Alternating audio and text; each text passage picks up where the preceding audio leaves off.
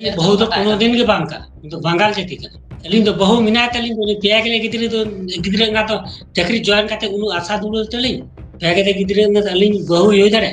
गोके निया दो दिसमटलिन आदेशो कना जाते कटिलिन बांचा मा नुआ दो अलिन बहु दो काल के बांका पेया के गिद्रे का पाला चका कता तारपरे उनी हड़ लेखा बाजेलो मुंडो लेखा एकदम गौरी भक्ति को उनको तो यह पिकनिक स्पॉट रहा कमिया उनको मुची कुड़ी लिखा जहाँ गड़ी सीगी एकदम चिकट चुका ये नितुल का चापा का तक मुका का देखे जन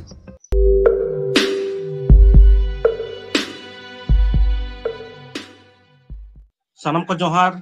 तो धरती जकरा सनम नेले बोया आर बोहिन को जादी लेके आरुन हैना आर मेटा नवा संदेश ना खबर अगु कते आपे को समांग रे इ मंगल तुलका मेटांग टॉपिक इदी कते जहां नुई गमके अब समारा मेनाया तो तारा बतो मांडी गमके अब समारा मेनाया तो आदि दुक आदि मुहिम दोसारे तो मेनाय कदे आदि एकेटोरे लकाते मेनाय कदेया चिदा से मेटांग ओकान मेटांग इजेरे आया जीवन रे मेटांग आय फसा चो कना जहां दो मेटांग बंगाल गोगोहट टेना फसा चो कना तो ओना को तो आया मोचा खन गबन आजमा जे चेरे चिकल लेना चेत कारण ते नो घटना घटाव कना आया जीवन रे नो के अबन आजमा पुली रे गमकम थाले नो चैनल सगुन अतम दराम जोहार के गोंके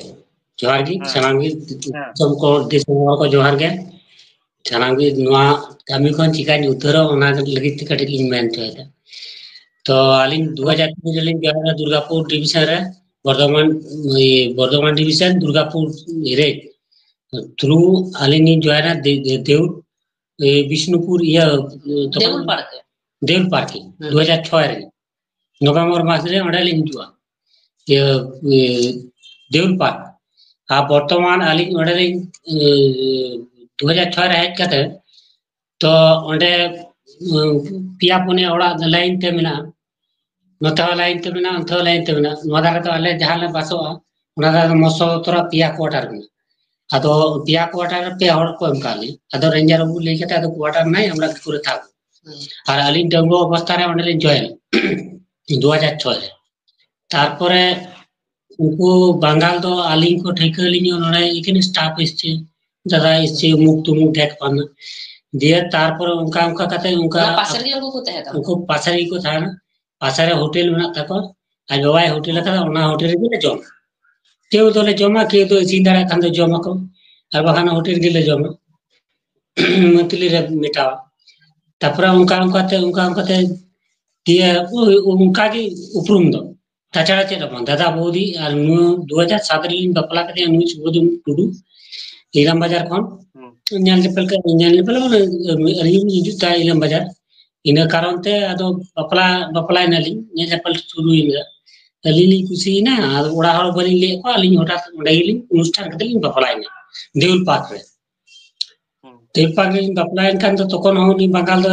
ᱚᱸᱰᱮ ᱜᱮ ᱥᱟᱢᱤ ᱥᱛᱨᱤ ᱠᱤᱱ ᱵᱚᱥᱚᱵᱟᱥᱚᱜ ᱠᱟᱱ ᱛᱟᱦᱮᱸ ᱵᱟᱨᱭᱟ ᱜᱤᱫᱽᱨᱟᱹ ᱛᱟᱭ ᱟᱹᱞᱤᱧ ᱪᱟᱞᱟᱣ ᱠᱟᱛᱮ ᱢᱟ ᱥᱩᱵᱩᱫ ᱡᱚᱠᱷᱚᱱ ᱞᱤᱧ ᱫᱚᱦᱚᱭᱟ ᱢᱤᱫ ᱯᱮ ᱥᱚᱝᱥᱟᱨ ᱞᱤᱧ ᱧᱮᱞ ᱠᱟᱜ ᱛᱟᱭᱟ ᱩᱱᱤ ᱵᱟᱝᱜᱟᱞ ᱟᱨ ᱤᱧ ᱵᱟᱹᱦᱩ ᱫᱚ कोनो दिन के बांका प्लस दूसरा अलिंग को ये उनका जे फॉरेन को किचु लास्ट है जब ट्रांसफर करना उनको को सपोर्ट है करना जे नुका उनका तुम्हारी वो मुख तुम टैग पाना अली उड़ा हर तो मई कटी गया अदो जतो टाइम दो क्वार्टर तहन बा जमा अदो इना खातिर ते अलिंग को ट्रांसफर कर लिए ओंडे कोन दो रेंजर बर्धमान डिवीजन गोलाबा को ट्रांसफर कर लिए दे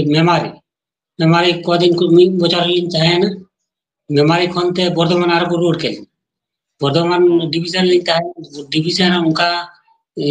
2014 रे अदो केस रे जोड़ उनका अदो केस लिपि को सब अंजल बर्धमान डिवीजन अदो गले उनका का है कोर्ट केस तो लेते है अली बली हता होगा डिवीजन ऑफिसर को माइक अदो डिवीजन ऑफिसर को तो लेते ही होगा कोर्ट केस लिन साफ कुदा लिन अदो कोर्ट होलिंग साफ कदा अदो कोर्ट ली साफ कना सिटी सेंटर कोर्ट रे ओना हाजिर टुकादा कुली साफ टुकादे अदो लेदा एटा कि तुम्हार बो कुली ना हमर बो लय मिति मिति केस करेছে जे हमर बो लय तीन ছেলের মা आ তখন মা উনি কোড়া গিদ্র হয় লটু কাকে আচ্ছা কোন 2014 রে কেস কেদা তখন তো কোনো ডকুমেন্ট বাং থাকে না বাই থাকে अदो नुका उनका व्यापार अलिया कोर्ट रे चला बर्धमान में जाए चला तखन तो अलिंग बनाहर गुदिन तहे kana बनावलिन तहे ओटा ने गेट रे दुवर पर बुते रा बड़ाया दिकु कोई ले को बाय होय दिन kana उतियो आदो ऑफिसर को बड़ाया अलिंग दो आडे दो देउल पाका नि तहे kana हमारे ऑफिसर को बिना को ना उल्टा और बोल है अतो उनका उनका तो लगा न्यूट के दिन कोर्ट केस की सरी करे लहा करे नितो तो कोर्ट केस रे नितुम ते मिटांती ऑफिस कोन वोटर कार्ड उडुक करा एसटी कार्ड उडुक करा तार परवर्तीते अलिया नितुम ते ओना वोटर कार्ड एसटी कार्ड तो उनी अभिजीत राय आए उडुक कदा अभिजीत मंडी बोले एसटी कार्ड है चिंता राय बदलते चिंता मड्डी केते उडुक कदा वोटर कार्ड आम नितुम ते दिए उनका किछु हड़ मेना को अंडे दिए अलिन पूरे किछु पैसा छाड़ा लई कोई ये लेदा उनी कर ले ले पाते ने टीएमसी पंचायत को एखन उनको को काटी का दिया जे किछु पैसा लेते हवे दे ओके एक उनको केस कर नितो तो उनका हक तकी चला और अलिन वाली हजिरी लेदा कोर्ट रे उना खातिर ते मितुरपा होई के 2014 कना 2015 पर्यंत बाय हजिरी कना भाई उकिल से आटो कते उना खातिर ते मितुरपा होई के ना अली बहुत 15 दिन के बांका तो बंगाल से ठीक है और अलिंग तो बहु मिनात अलिंग तो पेया के गिदरे ना तो चक्री जॉइन करते उनु आशा दुल चली पेया के गिदरे ना अलिंग बहु यो दरे कुको कटी अतोटे लिंग आता कटी पंचालिंग पे कटी चिलका करते पंचा गनो अतो दे दिसम हटे मंजी बाबा कोटे नेहा करते लिंग ले दा कटी चतलिंग पंचा मा चिका करते निया जगह कोना लिंग उतार अवस्था वालिया दिसम हटे लिंग आदेशो अदी सादा शुद्ध हड़ कना नेलकान गया पे जतो हड़ गे सेरकम उनी मोबाइल रे किबा कुनु वीडियो करे कुनु दिन बाय पड़ाव कना बाय पड़ा बड़ाय के कुनु दिन ची गे उनी तो आय आय लेका गे तेहना अदी सादा सीधे हड़ कना सादा सीधे से दिकु खुशी सा है उनु आलोचना गलमना को बाय बड़ाय चक्री कान गे आय आय फ्री री जाय के राउंड दो होटल को जॉब को ये को न्यू वाली पूरा को लिमिट है और जो बोले ताने जो हड़ पहलो तान और मासरे पूछा ले हम था उना खातिर उनका अवस्था दिए अलिनी तुमते उनका मिछमिछि केस छपा करते किछु हड़ ना को उना तला रे उनी को उसको करे उनकी चिंता राय के कुनु दिन बापला का दिया बा कोकोन बापला ताले दिसम लया को मैं जे अलिंग दो आडे दुल पार्क के लिंग बापला ओडे अनुष्ठान करते लिंग बापला तखन तो लेगर के गो आछे ओडे को हड़ को तो लेके ते या गो आछे बीए को लखन दिल्ली के और को ट्रांसफर के लिया वर्धमान डीबीसी ते तखन को ले गया तो 2014 रे तार पढ़ाई कैसे करा और अलिया बापला ये लड्डू को जम कदा मी गिदरा लड्डू को जम कदा चिका तेली कना जे उटा को अलिया एसटी की सजाव कदा मतलब आदो ले चो कना जे बांगवा हड़ दो बक्को दाड़िया तुमरा शांता और अलिया जहां हिस्ट्री उना हिस्ट्री की सजाव कोर्ट रे अब वर्धमान में एकदम हम एक गडी हड़ पटलेन को इदिले को अलिनी बपला कर नुई तुरी आया बपला रे लोग बता अब वर्धमान त मी गडी हड़ बाई दिले को जे जोड़ जो अछि में जरापुरी को ना ओडे आका 2 लाख टका माई में देन अब हम थई का जोड़ बस्ती प्लाट साकते 2 लाख टका को कोया था बाम थई 2 लाख टका दे ये तापर ऑफिसर करे जला चिनी को ने तुम की और बो हमरा जानी ना तो ऑफिसर को सपोर्ट के लिए कोई हेल्प को मांगे এটা বাঙাল দেব तो ओंडे कोनते अलिन तुरंत को ट्रांसफर करी ना एखने तो चलाबे तो अलिन बिरुमुंडी विषय को आके बिरुमुंडी विषय ओंडे जला ना प्रतिटा ऑफिसर सन के तने को घर राका है चलाव कते तो राखते ले को दिकु को इदी को कोड़ा गिद्र को ओंडे चलाव कते दो आदो ऑफिसर को मिटे तुम जी तो और बो तले ओई करे को ऑर्डर जाओ आदो ओन्या ना और बो আছে और बो की करे होला तुम तो और बो दिया साइड साइड को उनका ये को अदो अली जो उनका ते टेनिस पर चलानो ओड़ा धारे लिख चला अब पोरो को तमलिंग में आना झमेला कोर्ट केस को अब तुरंत केस ये हाजिरी लिंग चला लगिते अदो छुट्टी छटा को लिंग ता दैतो बलिंग पलोन रखो तो अदो इन खातिर ताने झाड़ग्राम को ट्रांसफर के झाड़ग्राम को ट्रांसफर के लिए और एकोन केस चला हुई कान तली एकोन चला 24 तारीख कोर्ट केस बना इन मास रे गोके निये दो दिसोमटा लिंग आदेशो कना जाते कटिलिंग बांचा मा नुआ दो अलिंग बहुत काल के बांका एकला के दिन का पाला चका कदा तारपरे उनी हड़ लेखा बाजेलो मुंडो लेखा एकदम गोरी भक्ति को उनको तो ये पिकनिक स्पॉट रे कमिया उनको मुची कुड़ी लेखा ध्यान एड़ी सीगी एकदम चिकत चको ये नितु को चापा का मुका का देखे जन aja itu leta mesita ada itu उत्तम रा उनी मा उनी हो काम करते उनी दुनिया चढ़ाना उनको 11 माइल उन लाइन को चढ़ाना आज मसी बेटा लाइन में नहीं 11 माइल है और उनको लाइन को चढ़ाना उनको आंटे ना को चढ़ाना आज जमाया उनका की झगड़ा है टिया तो मिची मिची अली भितरी भितरी ते बलिंग बड़ा है अली वो ভালো বাসে उनका को होटल नहीं अंजम दा मामा लेदा तुम्ही तुम्हें ভালো বাসো তোর কে ভালোবাসে ওকে 3 में সে দমে ভালোবাসে তুমি রাখবে নাকি বলছো তুমি ও স্বামী হ্যাঁ বাইরে বাইরে করলি karena ada gila ya atau aku laya linya ada linya boling peti apne normally rod game ka atau har sebab tadi roda হ্যাঁ ওইটা তোমাকে তুমি ভালোবাসে তুমিও ভালোবাসো কে বলে গো এ মানুষ মানুষের সাথে কথা বলবে না ওটা আমার বউ হয়ে গেল আমার বউ তো আছে নুই হমা আজ বাবা আর কি বেশিরভাগ টান তাই তখন কোটার বনুয়া ইসিনো কাটে নিয়ে আজকে তো টান তাই তা হোটেল রিলিং জম গিয়া বেশিরভাগ ini sujuri uka asal intai nage kata kali to onda to bai pasal ya ebar 2015 ya 2015 eta jaga sen kita boleh tapi una आज tigi una तो उनका हिसाब करा 2015 kon to aliya pasal 2015 देखो 2015 ali pasal le to kalin dir kita ये transfer के लिए को बिरु नहीं को ना ini लास्ट तापर अलि टेन करना ये ओड़ा सोलिन चला को मते इनके लिए झाड़ग्राम नयाग्राम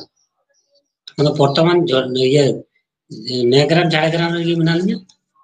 तो अंडे कोनते नहीं यार नहीं चला तापर ये ने हर वर्तमान दो बना लिया मैं पढ़ा कांतली नोडा कोन गया ओड़ा कटी पढ़ाओ कटी असुविधा गई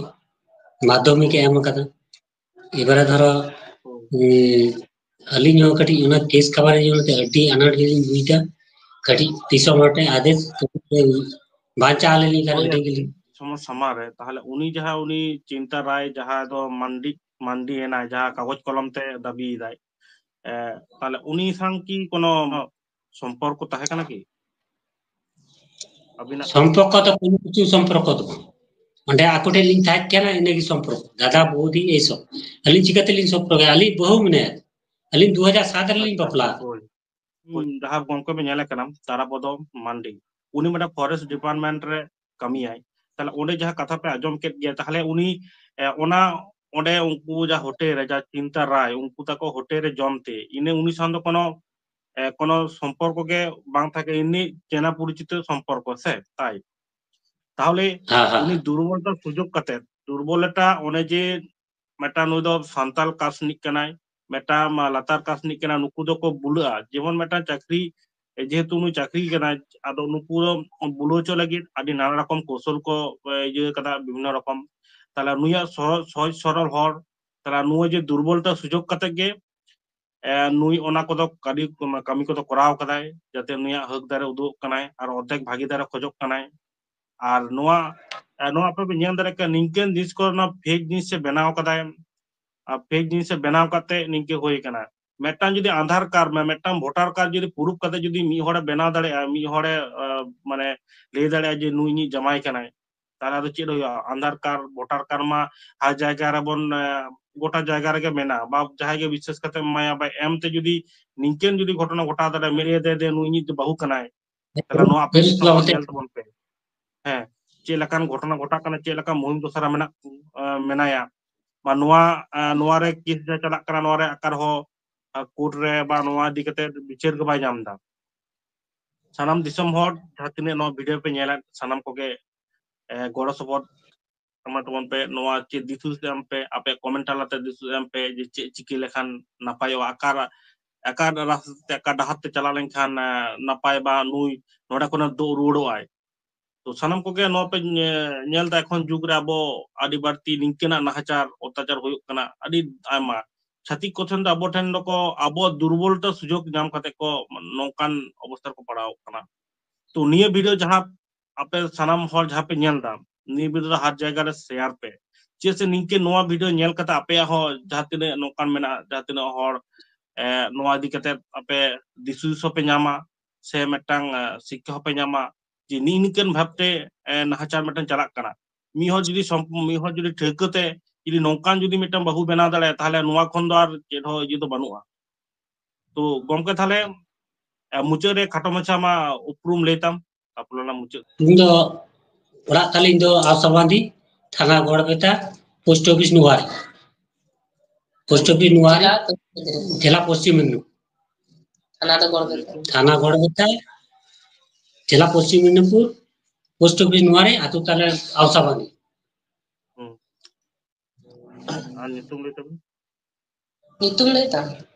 nyutum tin Tarapoto Mandi Forest Department in Kamia এখন বর্তমান নয়াগ্রাম রেঞ্জ থানা প্রথম দিন থাকে না দেউরে দেউরে তাহা খাতিরতে উনকা অবস্থা